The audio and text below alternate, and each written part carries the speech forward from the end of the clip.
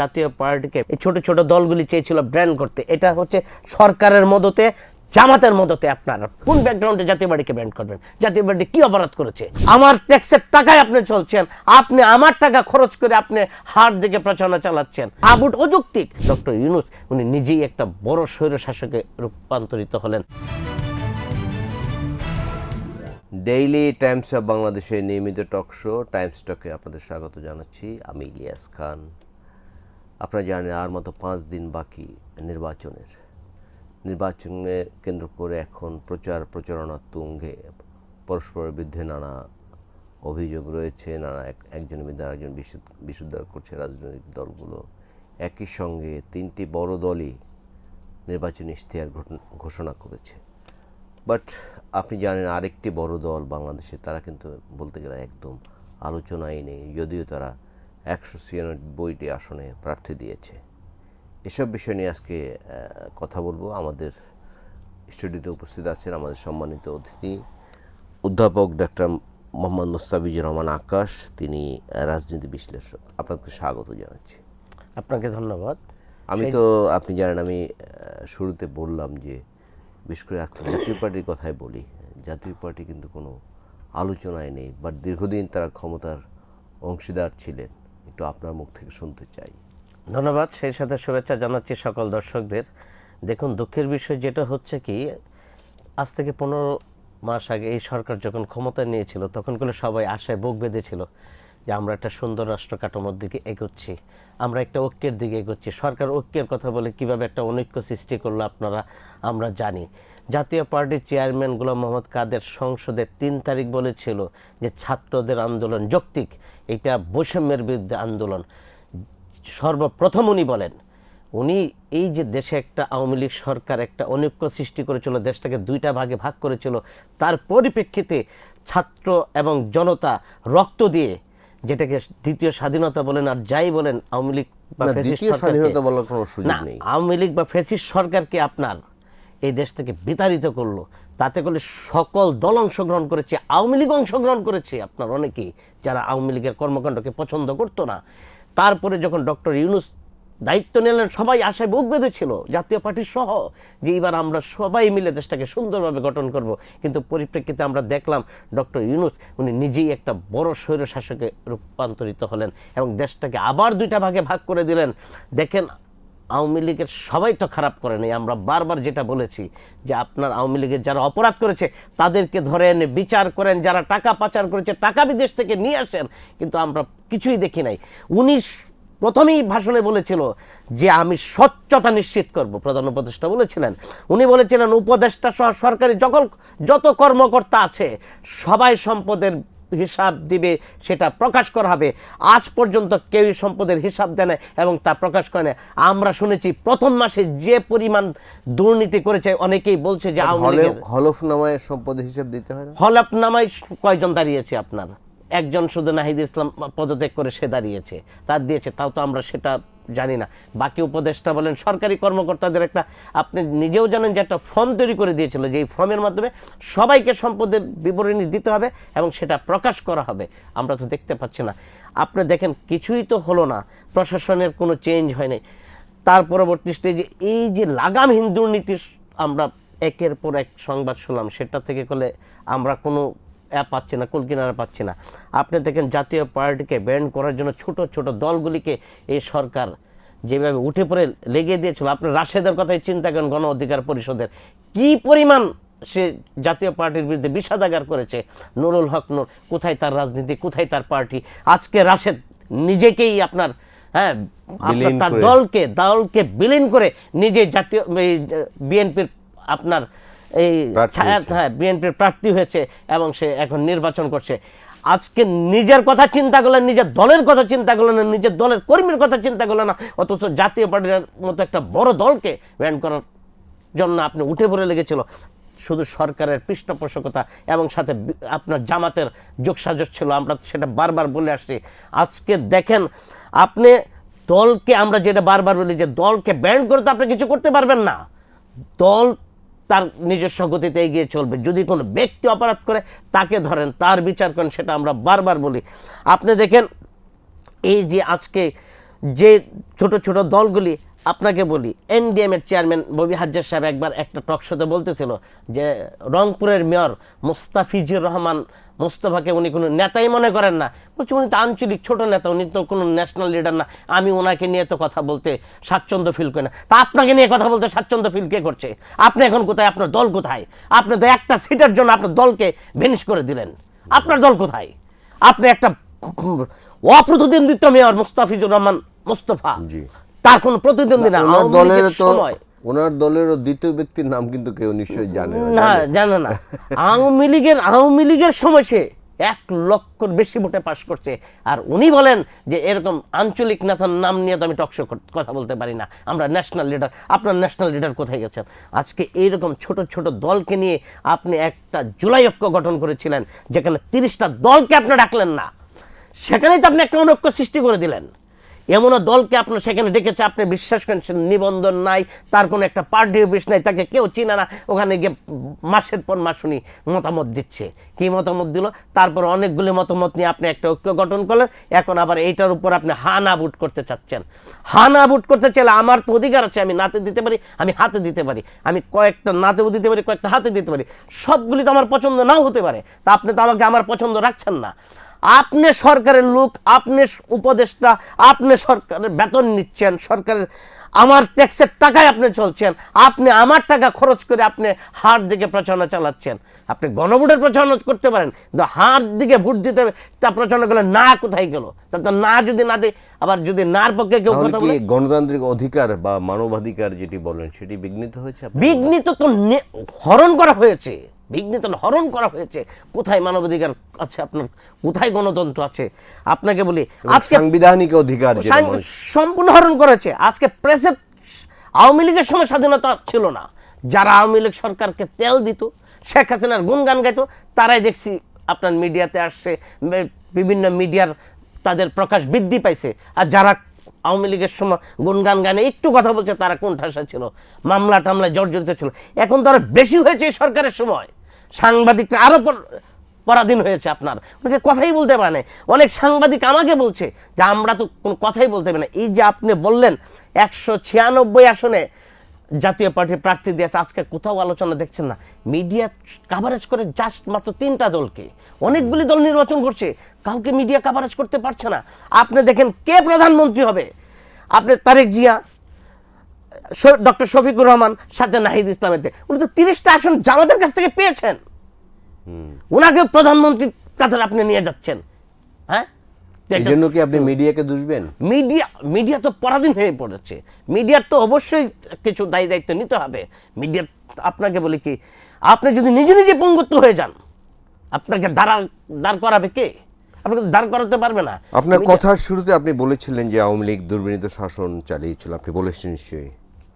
এই শাসনের তো অংশীদার বা এই শাসনটি তারা যে কন্টিনিউ করেছে, সেক্ষেত্রে জাতীয় পার্টি, যেটি মূল জাতীয় পার্টি জি.এম. কাদের সাহেবের নেতৃত্বে, সেটি কিন্তু বড় ভূমিকা পালন করেছে। আপনি কি বলবেন? দেখুন, 2008-এ সবাই নির্বাচন করেছে।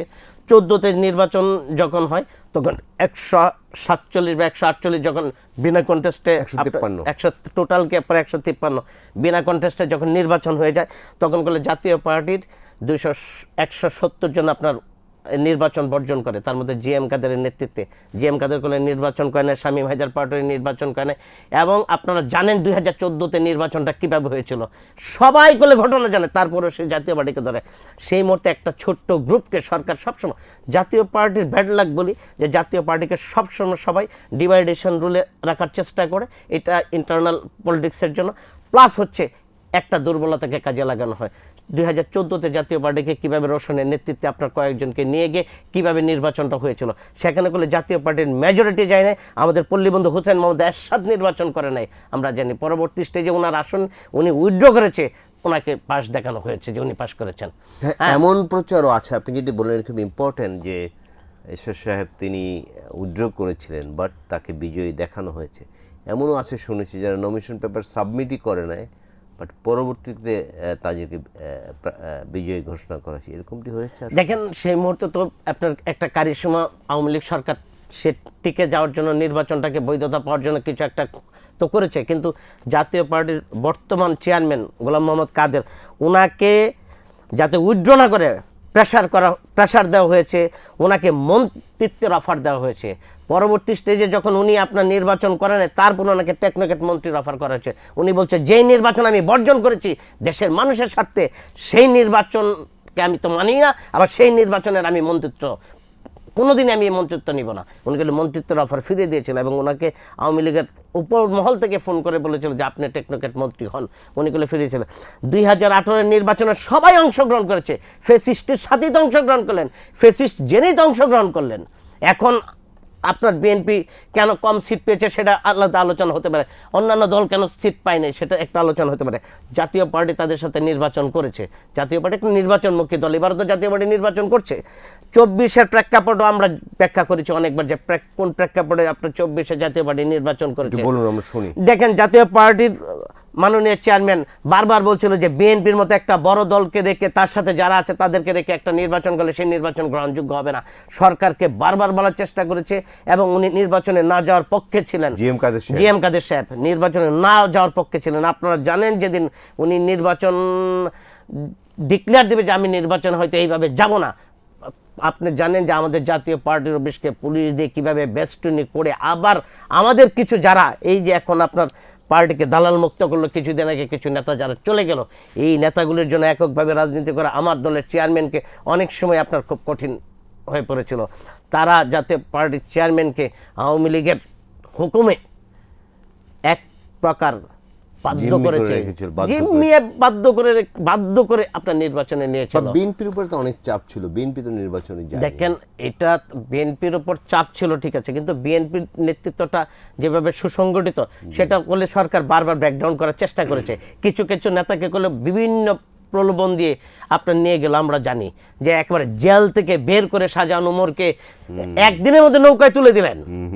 হ্যাঁ, তাহলে যারা এই টুপে পড়েছে জাতীয় পার্টির কিছু নেতা আপনারা জানেন যে সবসময় এরকম মির্জাফরি করেছে, এবারও তারা শমশের মবিন চৌধুরী, হ্যাঁ এবারও বলে জাতীয় পার্টির কিছু নেতাকে আপনার এই সরকারও টুপ দিয়ে বের করে ফেলেছিল যে আলাদা একটা জাতীয় পার্টি কেন আপনাকে আমরা লাঙ্গল দিয়ে দিব, পরবর্তী স্টেজে ধূপে টিকাইতে পারে নাই, নাহলে করলে এবার একটা কাজ করেছিল। এটা আপনার এবার বলে এই লোকগুলি এই নির্বাচনের কাছে এসে আপনার তারা বিলীন হলো। আমরা জানি যে এবার নির্বাচনে টিকতে পারে। এই যে দেখেন জাতীয় পার্টি একটা নির্বাচনমুখী দল, জাতীয় পার্টি করলে আপনার 245টা আসনে আমাদের নমিনেশন দিয়েছিল, তারপর অনেকগুলি আসনের নমিনেশন না টিকার জন্য লাস্টে 196টা আসনের নির্বাচন করছে। এখন এই যে 196 আসন নির্বাচন করছে সবাই করলে কাজ করতেছে, কিন্তু আপনাকে বলি মিডিয়া এমনভাবে কন্ট্রোল হয়ে যাচ্ছে যে মিডিয়ার যাতে কোনো মতে সরকার কন্ট্রোল করছে। শুরু দিকে তো সরকারের জাতীয় পার্টির উপর এত ক্ষোভ কেন? সরকার জাতীয় পার্টির উপর ক্ষোভ থাকার পিছনে তো কিছু কারণ আছেই। আমরা জানি যে দেখেন জাতীয় পার্টি একটা বড় দল, জাতীয় পার্টি 9বার ইলেকশন করেছে, জাতীয় পার্টি 2বার ক্ষমতায় ছিল, জাতীয় পার্টি এবার বৃহত্তম একটা রাজনৈতিক দল। জাতীয় পার্টিকে আপনার সাবস্টিটিউট ধরা হয় জামাতের। এখানে আপনার আওয়ামী লীগ বিলীন হলো, আওয়ামী লীগ একটা বড় দল, বিএনপি একটা বড় দল, তারপরে জাতীয় পার্টি একটা বড় দল। এখন জাতীয় পার্টিকে কিন্তু দীর্ঘদিন জাতীয় পার্টি থার্ড পজিশনে ছিল। এখন জাতীয় পার্টিকে যত দমানো যাবে, যত থামানো যাবে, তত ধরেন জামাত বা এনসিপি তারা উঠতে পারবে। আর এই সরকার ওঠাতে চায় জামাত এবং এনসিপিকে। এই সরকার তো জামাতেরই সরকার, এই সরকার তো এনসিপির সরকার। এই আপনাকে বললাম কি জামাতের সকল কার্যক্রম তো এই সরকার আপনার বাস্তবায়ন করছে। আপনি বলেন আজকে যেভাবে প্রশাসনকে সাজানো হয়েছে, জামাতের দিক নির্দেশনায় প্রশাসন সেজেছে, সব জায়গায় জামাতের অভিযোগ করে। বাট স্পেসিফিক কোনো প্রমাণ আছে? স্পেসিফিক প্রমাণ মানে কি আমরা তো দেখতে পাচ্ছি এই যে আজকে একটা সারা বাংলাদেশে মবের রাজত্ব কায়েম হয়েছে, এই সরকার তো কিছু বলছে না, সরকারকে বরং মবকে উস্কে দিচ্ছে, কারা মাজার পুরে দিচ্ছে আমরা দেখতেছি। আপনি দেখেন তা কারা এগুলি করতেছে, এই যে জামাতের ভাষণের সাথে এই যে যারা রাস্তায় মব করে তাদের কথাবার্তা, সংবাদপত্র অফিস পুড়িয়ে দেওয়া হচ্ছে, সংবাদপত্র অফিস পুড়িয়ে দিল, আর ঘোষণা দিয়ে, সেটাই বলছি যে ঘোষণা দিয়ে, এবং আপনাদের উদীচী শিল্প গোষ্ঠীর অফিসটা পুড়িয়ে দিল, ছায়ানটটা পুড়িয়ে দিল।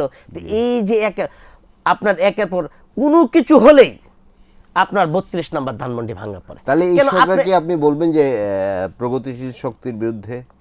প্রগতিশীল শক্তির এই সরকার হচ্ছে আপনার, এই সরকার আর এনসিপি এক, আর এনসিপির হচ্ছে জামাতের বিটি।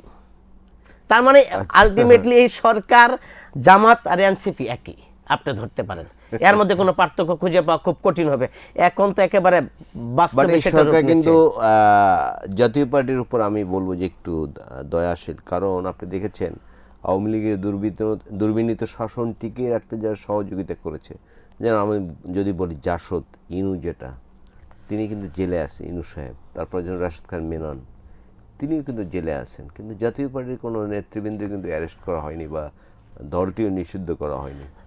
দেখুন, আপনি যদি বিশ্লেষণ করেন যে জাতীয় পার্টি একটা বৃহৎ দল হলো, জাতীয় পার্টি ইলেকশনে গেলেও জাতীয় পার্টির অবস্থান সবসময় আপনার মানুষের কল্যাণে ছিল, জনগণের স্বার্থে ছিল, যেই সরকার ক্ষমতায় ছিল তাদের বিপক্ষে অবস্থান ছিল। জাতীয় পার্টি সংসদে সবসময় আপনার সরব ছিল, এবং জাতীয় পার্টি এই সরকার কত দুর্নীতি করেছে আপনি জাতীয় পার্টিকে অ্যাটাচমেন্ট দেওয়া দুর্নীতি দেখাতে পারবেন না। জাতীয় পার্টি যতগুলি এমপি আছে, যেভাবেই আপনার এমপি হোক, কেউ বলে আপনার দুর্নীতির সাথে জড়িত না। যদি দুর্নীতি জিএম কাদের আপনার কতবার এমপি ছিল, মন্ত্রী ছিল, হ্যাঁ, বিরোধী দলনেতা ছিল, তার বিরুদ্ধে অনেকগুলি মামলা দিয়েছে, কিন্তু কোনো দুর্নীতির মামলা আপনার এখন পর্যন্ত সরকার করলে দেখাইতে পারে না। কারণ উনি কতটুকু সৎ মানুষ সারা বাংলাদেশের মানুষ জানেন। উনি কেন এত কথা বলেন, আমি ওনাকে বলছিলাম আপনার শক্তি কোথায়, এত স্ট্রং কোথায়, আপনি যত কথা বলেন। উনি বলছে আমার সততা, আমি সততার সাথে এখন পর্যন্ত রাজনীতি করে এসেছি। প্রথম এই সরকার গঠন উপলক্ষে যে প্রথম মিটিংটি হয়েছিল সেনা প্রধানের অফিসে বা বাসায়, আমি এক্সাক্ট জানি না, সেখানে কিন্তু জাতীয় পার্টিও ছিল, কিন্তু পরবর্তীতে আর কোথাও ডাকলো না। আপনি খেয়াল করেছেন? হ্যাঁ, এটা তো সেনাপ্রধান যখন ডাকলো এবং ডক্টর ইউনূসের নাম যখন আপনার ওখানে প্রস্তাব করা হলো, জাতীয় পার্টি করলে সেখানে সমর্থন দিল, এবং সরকারকে করলে জাতীয় পার্টি সমর্থন দিয়েছিল, এবং জাতীয় পার্টি স্বাগতম জানিয়েছিল যে ঠিক আছে, এবং আশায় বুক বেঁধেছিল যে এই সরকারের নেতৃত্বে সবাই ঐক্য হয়ে একটা সুন্দর সমৃদ্ধ বাংলাদেশ, ঐক্যের বাংলাদেশ আমরা সামনে গড়ে তুলব। কিন্তু আপনার না, পরবর্তী বঙ্গভবনে এই জাতীয় পার্টিকে ডেকেছিল, এবং ডক্টর মোহাম্মদ ইউনূস সকলে প্রথম মিটিংয়ে জাতীয় পার্টিকে ডেকেছিল। তারপরে এই ছাত্রদের ভয়ে, মবের ভয়ে নাকি কোনো এক অজানা কারণে আবার ডাক বন্ধ করে দিল। ছাত্রদের ভয়, বিশেষ করে আপনি যদি বলেন যে যেমন নুরুল হক নূর, ভিপি নূর যাকে আমরা বলি, তিনি ঢাকা ডাকসুর ভিপি ছিলেন, তারপর একটু আগে রাশেদ, তার নাম বললেন রাশেদ খান, তাদের এত ক্ষোভ কেন জাতীয় পার্টির উপর? আপনি দেখবেন যে জাতীয় পার্টির অফিসটি কিন্তু জ্বালিয়ে দিয়েছিল, আমরা কিন্তু দেখেছি, এবং পরের বারও আবার আক্রমণের চেষ্টা করেছিল পরদিন বা 2 দিন পরে। এত ক্ষোভ কেন জাতীয় পার্টি? আরও তো স্বৈরাচারের সঙ্গে আরও অনেক দল। দেখুন, রাশেদ বা নুরুল হক নূরের তো স্পেসিফিক কোনো রাজনীতি নেই। তারা যখন দেখলো যে স্বৈরাচার সরকারের পতন হয়েছে, তখন তারা জাতীয় পার্টিকে একটা আপনার উসিলা করে তাদের নিজস্ব একটা রাজনীতি তৈরি করেছে, এবং সেখানে অন্য দলের মদত পুষ্ট হয়ে তারা কোনো নিজস্ব কোনো রাজনীতি করে না। নিজস্ব যদি কোনো, আগেই বলেছিলাম যে জামাতের আপনার ছত্রছায়া নুরুল হক নূর এবং রাশেদ এই কাজগুলি ঘটিয়েছে। আমরা তো এর আগে আমার দলের মহাসচিব বলে এই কথা বলেছে। দেখেন, তাদের তো নিজস্ব কোনো রাজনীতি নেই, মানুষের কল্যাণে কোনো রাজনীতি ছিল না। হ্যাঁ, যেভাবে মিডিয়া কাভারেজ পেয়েছিল, যে বড় বড় ভাষণ দিত, বলি দিত, আজকে বলি কোথায়? হ্যাঁ, বলি যদি থাকেন তাহলে তো মানুষের কল্যাণে। আমাদের দলের মহাসচিব তখন বলেছিল টকশোতে, বড় বড় কথা বলা সম্ভব, এককভাবে রাজনীতি করা খুব কঠিন। যে নুরুল হক নূরকেও এই আপনার বিএনপির একটা চিঠি নিয়ে মহাসচিব দাঁড়িয়েছেন, মহাসচিব দাঁড়িয়েছেন। উনি কোন আসনে? গাইবান্ধা। 196 জন প্রার্থী আপনাদের, তো কি মনে হচ্ছে জাতীয় পার্টি কত আসন পেতে পারে, বা এই যে প্রার্থী যারা আছেন এদের কি অবস্থা? দেখুন, এটা তো প্রেডিক্ট করা এই মুহূর্তে খুব কঠিন। নির্বাচন নিয়ে দেখেন, আমরা নির্বাচন নিয়ে মানুষের মধ্যে এখনো হতাশা কাজ করছে। নির্বাচনের পরে কি হবে সেটা নিয়েও মানুষের মধ্যে হতাশা কাজ করছে। ব্যবসায়ীরা হতাশ প্রকাশ করছেন যে নির্বাচনের পরে যদি দেশে একটা স্থিতিশীলতা না ফিরে আসে, কোন দিকে যাবে? আজকে অর্থনীতি কেন মনে হচ্ছে আসবে না? কেন মনে হচ্ছে আসবে না? দেখেন, কারণ সরকার যে পরিবেশ করেছে প্রথম থেকে নির্বাচন নিয়ে, মানুষের মধ্যে একটা সন্দেহ ছিল নির্বাচন হবে কিনা, হবে কিনা। এই যে এখনো মানুষ প্রশ্ন করে যে কোনো মুহূর্তে নির্বাচন বন্ডল হয়ে যাবে, নির্বাচন হবে কিনা। নির্বাচন হলে নির্বাচনে আপনার এই যে একটা মেটিকুলার ডিজাইন তৈরি করা হচ্ছে একটা দলকে জিতিয়ে দেওয়ার জন্য, সরকার জামাতকে নিয়ে সরকার মেটিকুলার ডিজাইন করছে। এটা আপনাকে আমি বলে গেলাম। এখানে বিএনপির চেষ্টা করছে নির্বাচনে উইন করার জন্য, তাদের বিশাল জনসমর্থন আছে, তাদের তো মেটিকুলাস করার কোনো প্রয়োজন নাই, কারণ তারা 17 বছর এই দেশের মানুষের জন্য আওয়ামী লীগের দ্বারা নিপীড়িত হয়েছে, জেল জুলুম খেটেছে। জামাত তো হয়েছে, জামাত তো হিডেন ছিল, লুকায়িত ছিল, আপনাকে দিলাম কি গুপ্ত যে বলে, গুপ্ত ছিল। হ্যাঁ, আপনি দেখেন বিভিন্ন জায়গায় জামাতকে তো আমরা দেখিই নাই অনেক জায়গায়। আজকে যেভাবে জামাত আস্ফলন দেখাচ্ছে, এইরকম আস্ফলন তো কখনো দেখি নাই। আপনাকে বলে জামাতের তো, আপনাকে বলে উপজেলা লেভেলে আমি কোনো কমিটি দেখি নাই কোনো সময়, তারা কেন্দ্রীয়ভাবে জামাত ছিল। জামাত এই যে তাদের আজকে আপনার মানে গর্ত থেকে বেরিয়ে আসছে, এক একজনের এক এক রকম রূপ। আপনি দেখেন ডাক্তার খালিদুজ্জামান, এই যে আপনার পেশায় লোক, আমার পেশায় লোক, হ্যাঁ, এখন দেখেন উনি একজন ডাক্তার হয়ে এই যে তার একটা অ্যাটিচিউড আমরা ক্যান্টনমেন্টে দেখলাম, উনি তৃতীয় সারির একজন নেতা জামাতের, যেটা শুনতে পেলাম, তার যে আস্ফলন, জামাত যদি ক্ষমতায় আসে তাহলে প্রথম সারির নেতা বলেন জামাতের অবস্থান কি তৈরি হবে, তার তো একটা রূপ বহিঃপ্রকাশ ডক্টর খালিদুজ্জামান সাহেব দেখিয়েছেন সেখানে করে। সো এটা আমাদেরকে সবাইকে চিন্তা করতে হবে, দেশের মানুষকে ভাবতে হবে, কারণ আমরা কোন দিকে যাব, সামনে একটা সময় আসতেছে, এটা নিয়ে ভাবার মতো। যেটা আপনাকে বলছি যে সরকার কেন মেটিকুলাস, দেখেন আমরা প্রথম থেকে দেখেছি এই যে সরকার একটা এনসিপি গঠন করালো, এনসিপি নেতারা এই জামাতের বিরুদ্ধেও কথা বলছে, এখন দেখছি সবই তো অভিনয় ছিল। আপনারা কি বললেন, জামাতের বিরুদ্ধে কথা বলে তারপরে দেখেন আস্তে আস্তে, তার মানে কি সুদূর প্রসারী একটা প্ল্যান নিয়ে তারা আগাচ্ছে, এবং তারা সেই প্ল্যানের দিকে যাচ্ছে আর কি। তারা এখন বলে যে সরকার গঠনের আগে আমরা সরকার গঠন করে ফেলেছি, এতগুলি সিট আমরা পেয়ে যাব, তার মানে একটা মেটিকুলাস ডিজাইন ছাড়া তো এই কথা বলতে পারে না। প্রশাসনকে তারা সেইভাবে সাজিয়েছে। তো এটা, এবং এখানে সরকার সহযোগিতা করতেছে। কালকে আপনি জানেন যে সিল পেয়েছে, হ্যাঁ দেখেন আপনাকে বলি, সিল পেয়েছে এবং তারা ভোটার আইডি নিয়ে যাচ্ছে, বিকাশ নাম্বার নিচ্ছে, মহিলাদের গ্রামে গ্রামে পাঠাচ্ছে, তাদের সাথে আপনার কথা বলে আসতেছে, কাউকে অলরেডি টাকা দেওয়া শুরু করেছে, এবং অলরেডি যে জামাত কয়দিন পরে এই যে ব্যালট পেপার ছাপাবে না তার কোনো গ্যারান্টি নেই, ব্যালট পেপার ছেড়ে বাসায় সিল মেরে নিয়ে গিয়ে ওখানে ঢুকিয়ে দেবে, কারণ প্রশাসন তো সেদিকেই ধাবিত হচ্ছে। এই যে ধরেন সরকার নির্বাচন ফ্রি আর ক্রেডিবল নির্বাচন হবে, আমি বুঝতেছি না উনি কিভাবে, একটা বড় দল এমনি অংশগ্রহণ করছে না, মানুষ সেখানে তার পছন্দের প্রার্থী, আওয়ামী লীগের তো একটা সাপোর্টার, বিশাল সাপোর্টার আছে, আওয়ামী লীগের সেই সাপোর্টারগুলি কাকে পছন্দ করবে? যদি আপনার অন্য দলকে তার পছন্দ না হয়, তাহলে তো সে তো আপনার ভোট থেকে বিরত যদি থাকে, তাহলে তো একটা বড় গ্রুপকে আপনি আলাদা করে রেখে দিলেন। পাশাপাশি যদি আপনার এই যে ধরেন নির্বাচন সামনে আসতেছে, সহিংসতার কথা মানুষের মধ্যে গেলে ঢুকছে, কারণ একটা বড় গ্রুপ যখন বাইরে থাকে তখন সহিংসতা হতে পারে। চিন্তা করে করলে আওয়ামী লীগের সময় আমরা দেখেছি যে ভোটের পার্সেন্টেজ এতই কমে গিয়েছিল যে আওয়ামী লীগের নির্বাচনকে নির্বাচন বলবে কিনা মানুষের সন্দিহান ছিল।